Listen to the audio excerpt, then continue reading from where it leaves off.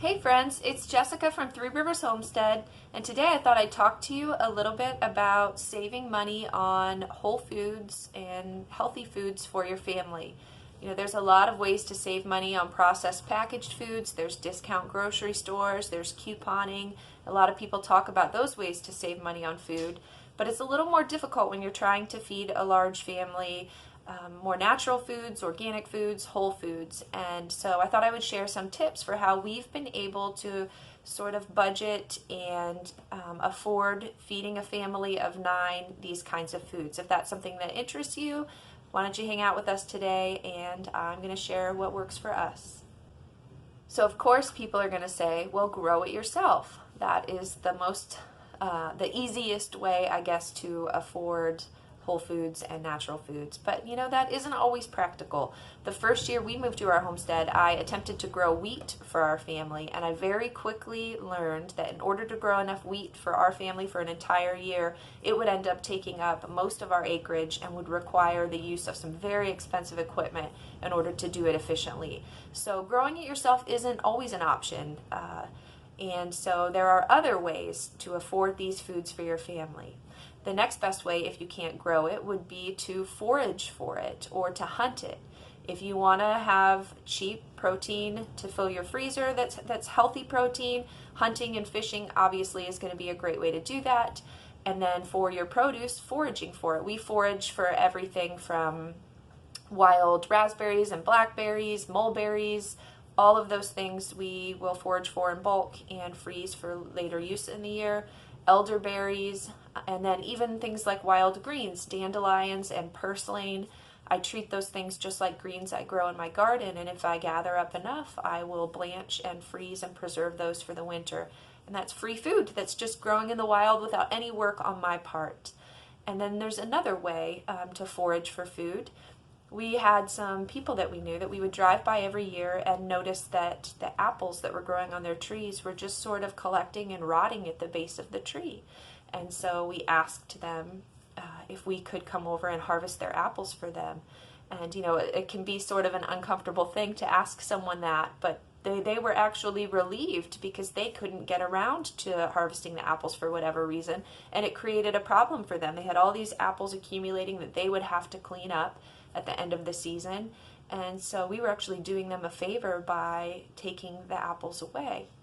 We had elderly friends that had these 3 beautiful apple trees in their backyard, and they were too old to go out and harvest and do the work to preserve them, and so we would go and pick their apple trees clean, and in exchange for those free apples I would bake pies or drop off applesauce and things like that. So that was a great way. There were several years where we never had to purchase any apples because we were able to forage for apples from other sources. So don't forget that foraging is always an option for free food if you can't grow it yourself.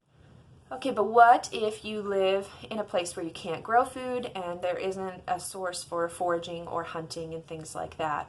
What I want to talk to you today about mostly is buying food. How can you fill your pantry and your freezers with food that you've purchased and do it in a way that won't break the bank? So let's talk about that now. The first tip for buying food and making it more affordable is going to be to always buy it in season. It's always going to be cheaper and healthier for you if you purchase your produce while it's in the growing season. For example, in the fall, apples, you can get a bushel of them for dirt cheap, versus if you try to buy your apples, in the middle of the spring, they're going to obviously cost a lot more. So buying in season is key. If by chance you need to purchase something that's out of season, the best thing to do in that case is to buy it either frozen or canned. And there's a misconception that fresh produce is always healthier for you. But for example, we live in Ohio, and in the middle of winter there is nothing that's growing fresh in our zone at that time. And so if I go to the grocery store and I'm looking at these shelves of just beautiful fresh produce, I have to remember that those things were often picked somewhere else far away when they were unripe. Those things were ripened artificially on a truck or whatever in transit to get to the grocery store. And when things are picked unripe, they lack a lot of the nutrients. And then during that shipment process, the foods lose a lot of the enzymes. Whereas an item that's picked and then flash frozen immediately and preserved properly through blanching or whatever, that protects the nutrients and enzymes So that frozen food actually ends up being healthier for me in the long run than this fresh stuff that I'm eating out of season. And the frozen and the canned stuff is cheaper out of season. So just remember that that's a way to afford these wonderful fruits and vegetables for your family, is to kind of avoid the fresh items during the off-season months and stick to the frozen and the canned sections. And that isn't an unhealthy option. That's actually healthier for you in many ways. Of course, buying bulk is generally going to be the cheaper route. And whether you're talking about dried goods or you're talking about produce, getting it in a larger quantity is always going to cost less per pound or per ounce than if you're buying it in smaller packages. And so for a lot of your goods that you would buy through a grocery store, it's often a lot smarter to buy in bulk from either stores like Sam's Club or Costco that let you get it in a larger quantity, or I have found the best prices to be through food co-ops.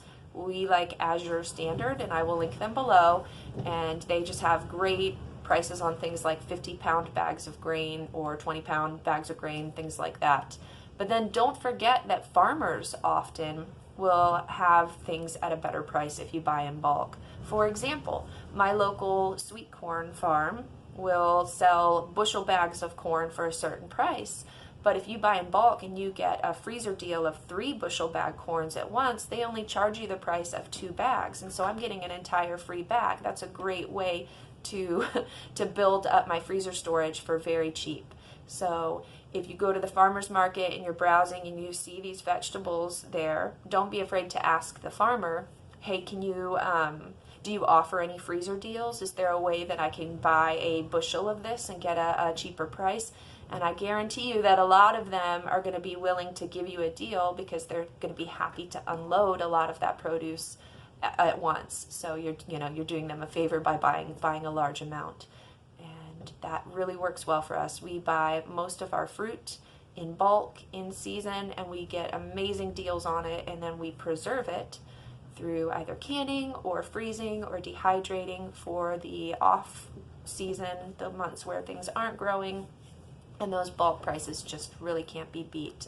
I don't think I could afford to feed my family of 9 all of these fruits and vegetables, and organic ones at that, if I wasn't buying them in bulk during the growing season and preserving them for later. So let's talk about community and how important that is in your ability to find sources for cheaper foods and things like that. So maybe you're a smaller family, maybe you're not a family of 9, and you're thinking, well, buying in bulk would be great, but I don't need 50 pounds of grain, or I don't need, bushels and bushels of apples. So this is where finding a community would be helpful for you, because having people that you can split orders like that with will be really to your benefit. Before we had a large family and it was just Adam and me and our son Gabriel, we went in with another family and we would purchase these 50-pound bags of grain so that we could get the price per pound, that was much better. And we would split it in half and each only take 25 pounds. And it saved us money and it worked out to the advantage of both families. And that was great. So if you can connect with like-minded people and maybe set up a monthly schedule where you're ordering these bulk grains and splitting it up, that can be a great way to get a good price. Also, through networking in a community, you can put together group orders. What I have done is there's a network of women in my area that all have large families, that all like to feed their families this preserved food that they buy in season, and we put together orders of fruit, multiple bushels. Let's say each family is ordering 4 bushels of fruit at a time, and there's 5 families, and so we have this order of 20 bushels, which obviously is going to give us a great price because it's such a large order. And then what we do is one of the women in our group has family in Amish country, and she drives there and she places this order and then brings it back and separates it amongst us. And that gives us a great price, and it is through that networking and that community of like-minded individuals that we set up that we've been able to make this bulk buying group work. It's been a great thing for us. That's how I get a lot of my grapes, my peaches, my pears, my apples, my blueberries, is through these bulk orders like that. And we even go so far as to order in January from a citrus farm all the way in California, And this citrus farm is willing to deliver us a semi-truck full of fresh oranges and grapefruit and lemons and limes, all the citrus that you can imagine, and they'll deliver it to us all the way in Ohio in the middle of January, so long as we can put together a large enough order to fill that semi-truck. And so we have this community of people that come together to do that. And if you're wanting to find a community of like-minded individuals, I think the best place to start is to go to the farmer's market and ask around. People who are there who are shopping generally are of the mindset that they want to support local farmers and they want to eat the freshest, and healthy food. And so I've connected with a lot of people locally through my Weston A. Price Foundation local chapter group. If you don't know about them, I will link the Weston Price Foundation website down below, and they have local chapters all over the country, and they do maybe monthly meetings and have speakers that will talk about various health issues and talk about natural food preparation methods, and even hold little farmers markets at the meetings. And so I have networked with a lot of people there, and that's how I met some of the farmers that I purchase things from and some of the other people that are in some of my bulk buying groups. Homeschool meetups have been a great way for me to meet like-minded families and work on putting together groups to go purchase big items like that. And so just ask around, but community is essential. Community-supported agriculture, or a CSA, this is when local farmers will offer a subscription service, a monthly delivery or pickup of whatever fruits and vegetables they're growing on their farm during that week, and you pay a price for the year, and then you go and you pick up your bushel box of fruits and vegetables every week or twice a month, or however they have it worked out. And through networking that way, you can get access to great quality food, local food at very great prices. That's what we used to do before we were on our homestead and growing our own food, is we did CSAs, and that's what gave us a great deal on a lot of the fruits and vegetables that we wanted. In that CSA that we were doing, the family that ran it obviously had these very large market gardens that needed tended. And so there would be times of the year where they would be overwhelmed with the work of tending those gardens. So they would offer deals where if you would come and help pick, let's say, green beans, and you worked for a couple hours picking green beans with them, at the end of the day, you were allowed to keep half of whatever you harvested for them, and you got it for free. And so I would do that quite often when before we moved to our farm, and that would give me free access to fruits and vegetables that then I could can and preserve for the year. It just worked out wonderfully. And I know there are farms too that are always looking for help with harvesting things like chickens and other animals on butchering days. It's really helpful to have other adults around to help with the work. And many of them, if you come over and you volunteer your services to help them harvest, they will pay you in food. And so maybe you work for 2 or 3 hours harvesting chickens, and then at the end of the day you get 2 or 3 chickens to take home for yourself. And that's a great deal for them and a great deal for you. So a great way to save some money on that food. You've already created this community of people. Ask around and see if you can work for them. And another way to save some money on food is to think about bartering. Maybe you're not able to grow food right now, but maybe you're great at knitting, or you're great at sewing, or you're a good woodworker, or whatever it is. If you have some sort of good that you could barter with or trade with somebody who's growing food, then that saves you money. You're just exchanging, your resources that you do have available. And we've done that before, and it's been a great way to score some wonderful healthy food for our family at little to no cost on our part. So you've purchased your food and you have it at home in your kitchen and you're cooking from it. One of the most practical and obvious ways to then save money in your budget is to use what you have. Americans are terrible about wasting food and throwing away food. I remember seeing a statistic one time that said the average American throws away a third of the food that they purchase, whether it's going to a restaurant and only eating 2/3 of what's on your plate and throwing, that third away, or it's purchasing your groceries and letting a third of that go to waste, or a third of that become leftovers that never get eaten. I mean, that is a lot of money. So if you're looking to save money on food, the best place to start would be to just not waste it. And so get creative with reusing your leftovers. You know, if you have too much rice from the meal that you made one night, turn it over into something else the next day. Don't let that sit and go to waste. Use all of your scraps.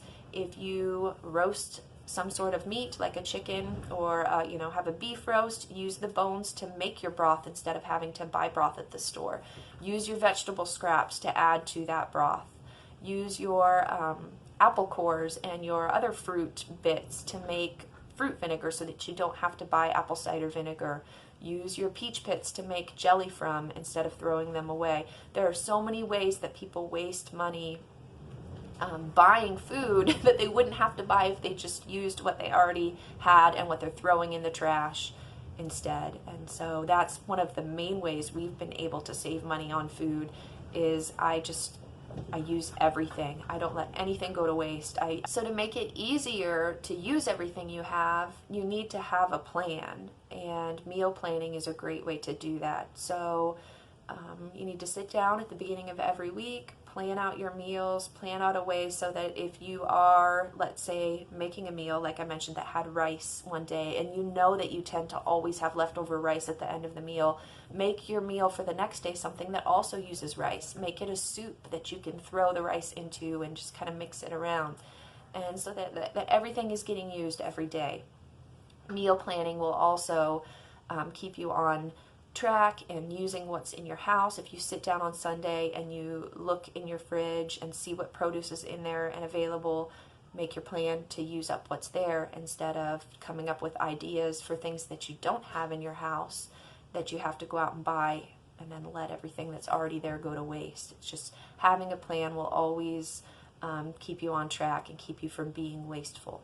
When we began our organic natural food eating journey, I was kind of still stuck in this rut of buying packaged foods instead of making things from scratch. And I very quickly learned that organic foods that are packaged and processed in the store are going to cost so much money. It just was not an affordable way to eat. You know, some things, like let's say an organic package of cookies, organic cookies, they're going to cost triple the cost of the non-organic cookies. And it's a cookie, so why am I worried about buying organic when it's full of sugar anyways, and it's not that healthy to begin with? And so once we cut out the organic packaged stuff and started focusing more on whole foods, making things from staple ingredients that we had in the house, that's where we really started seeing a savings in our grocery budget. And so I have done a pantry tour before, and I'll link below the video of my pantry. But what saves us money is sticking to simple meals that I've planned, that I know my children will eat so nothing goes to waste, and using just the ingredients that I have in my pantry. It's nothing fancy. My meals definitely aren't anything, extravagant. I don't use a lot of really strange ingredients in them, but we use what we have, and it all gets used up and cycled through, and things don't get wasted, and it doesn't cost a whole lot that way. But in order to eat this way, it does take making it a priority. When you're not buying packaged foods, it is you're sacrificing convenience. So you're saving money, but you're sacrificing that convenience. And so you have to prioritize it. You have to get organized. You have to plan. And you have to be willing to do the work to bake the bread instead of buying the bread, or make the cookies from scratch instead of buying the cookies. And so being organized will really help you save that money. A lot of people that will spend weeks and months researching big purchases that they make on things like a new couch or a computer or something like that, but they don't take the time to sit and research the food that they're putting into their bodies and that they're purchasing every week for their family.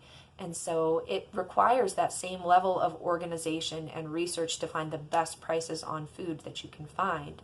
And so it takes some time and effort. And if you make that cost savings and the healthy food a priority in your life, you're going to reap the benefits of that, and you're going to save money, and you're going to have healthier meals for your family. There was a time I had no idea that in my area this existed, there are these Amish auctions that happen an hour away from me. They're produce auctions that the Amish put on, and you can go there and you can bid on these large amounts of produce for dirt cheap prices. And it's a great way to fill our freezers for the winter. And I had no idea that option even existed. But once I made finding good sources of food a priority, I sat down, I started talking to people, I did the research online, and lo and behold, I'm finding all of these great ways to feed my family for cheap. So it just takes putting the effort into it and wanting to find these sources for your family. As I mentioned before, feeding your family whole foods, healthy foods, even organic foods, is going to cost more than eating the standard American diet and the items that you can very easily find coupons for, or go to a discount grocery store to get great prices on those kinds of foods. It takes a little more work and it takes some research, but it is possible. We have a family of 9, and people are usually blown away when they find out how little we spend on groceries for our family, and that I cook it all from scratch, and it's probably about 85% organic, our diet is, and we're able to do that because I do the things that I mentioned in this video. So your first step, I would say, is to find that community, find the people that can help you find the sources that you need to start saving money on these kinds of foods, and that can put you in connection with local farmers that can help you out. And that's going to be so important. And the great thing now with social media is that community is right at our fingertips.